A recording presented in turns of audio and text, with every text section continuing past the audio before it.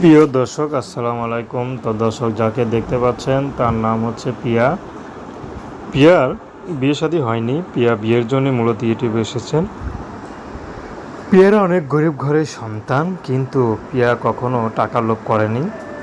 পিয়া চাচ্ছে ভালো একটা মানুষ। আসলে একজন সঙ্গী না থাকলে বা তার বিয়ে না হলে মেয়ে মানুষটা অনেকটা অসহায় হয়ে পড়ে, আর টাকার জন্য তার বিয়ে হচ্ছে না। তো পিয়ার মা আছে, ছোট একটা ভাই আছে। পিয়ার বাবা মা কেউ নেই। তো পিয়া কোনো কিছু করে না, তার মা পরের বাসায় রান্নাবান্নার কাজ করে, সেখান থেকে যা পায় তা দিয়ে চলে। যে টিনের ঘরটা দেখতে পাচ্ছেন, সে টিনের ঘরে পিয়ারা থাকে, ঠিকমতো ভাড়াও দিতে পারে না। তারা এখন যে যৌতুক দিয়ে বিয়ে দিবে সে অবস্থা তাদের নাই। তার বাবা থাকলে হয়তো হইতো, বাবা কাঁচামালের ব্যবসা করতো। তো বর্তমানে বাবাটা নাই।